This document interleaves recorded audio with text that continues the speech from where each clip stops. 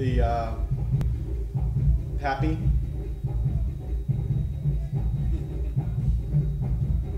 Sad, covering the eyes and just a little bit of a shake. One of the other things we have to also be very careful of with our puppets is when our puppets are on stage or in the scene and they're not moving, that they're not dead. It's very easy to keep a puppet that's not directly active to just kind of stay there stationary. And the puppet isn't breathing, it isn't alive, it's stationary, it's a piece of sculpture. Kind of like a little bob or a little looking around. Nothing too dramatic, because it's very, very easy for a puppet to upstage, especially a human being. This is kind of the same thing that you have to worry about with dogs and children. You can easily upstage the human being that's in the shot. So what you want to do is just a little breathing. Just a little up and down for breathing, or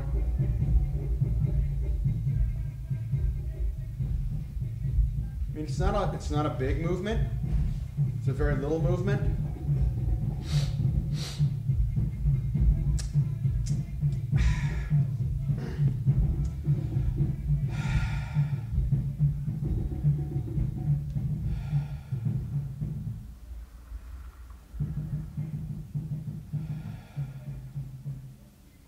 It doesn't hurt just to practice breathing, because if you've done any acting, you've done any performing, you're used to putting all of your energy, all of that stuff through your face and through your body. You now have to take all of that energy and all that excitement and put it right through your hand. And just as when you are acting, they say the most important thing is to remember your breathing, to keep yourself centered and focused on the scene. You have to do the same thing for the puppet. The puppet has to keep breathing. It has to stay alive.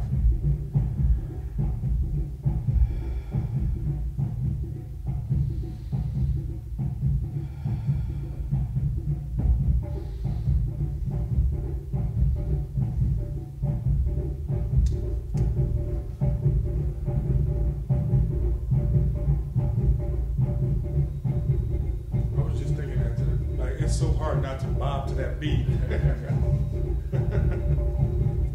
It's great to dance to, but the lyrics leave a little bit to be desired. Yeah. But yeah, you know, keep a little dance. If there's music, if there's naturally music in the scene, like during the party scene, you know, it's not uncommon to have them, you know, just kind of like bobbing to the music a little bit. Just kind of bobbing, keeping it going. When you're not doing anything big, you kind of want to have your hands sort of kind of close to the body. I mean, everybody here who's just kind of standing, they got their hands in their pockets, they've got their, you know, just kind of staying kind of cool and relaxed. And it's the same thing for a puppet. He's going to be kind of standing there, relaxed.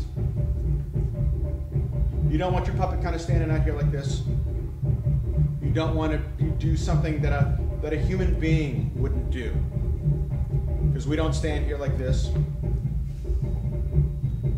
It's easier with a puppet like this. If we had hand puppets, a lot of people will stand like this because this is the easiest way to stand with a hand puppet. You want to make sure that you kind of bring your hands inside. It would be a lot like how Charles is standing right now, by bringing everything inside. With our mouth rod puppets, you kind of keep everything inside. You're just standing, looking, keeping the rod inside. We use both rods. And then it's, whoa! Check it out!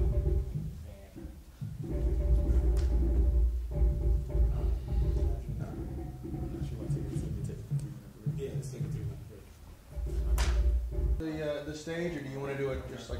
Well, what would be? Real fast, and then we'll see how it looks.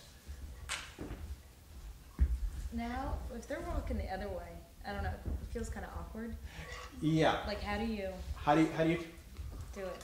You have to. Making it look weird. It's definitely gonna feel weird. you're going to find that it's easier to go across the stage. And just like an actor, you have to cheat. So even though you would go straight across the stage like this, or in this case like this, we have to cheat a little bit. So we're actually going to be kind of like not Kind of facing front. kind of facing, yeah. Instead of facing straight across, you want to sort of face, you know, about 30 degrees out or so. Not a full 45, but maybe a full 20 to 30 degrees as you walk across. Now, when you walk across the other way, you have to turn your body because your arm doesn't twist like that. Yeah. So you literally have to take your body and turn it in order to go. And yes, it feels awkward and it's not very comfortable.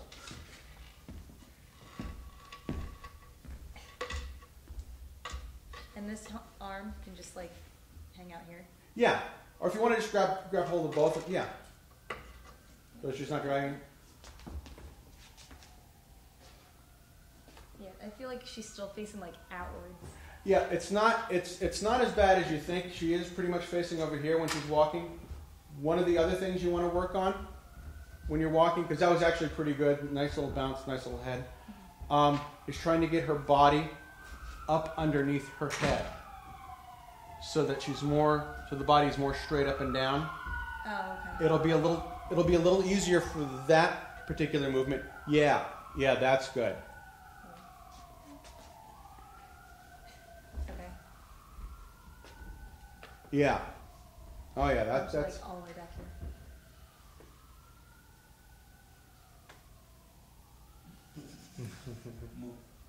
not bad. And Yeah, she was it's a little looking, awkward.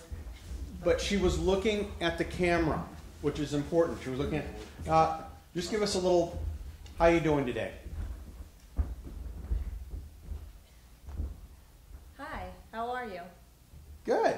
Very good. Very, very nice. Yeah, I like Very nice. keeping the movements going.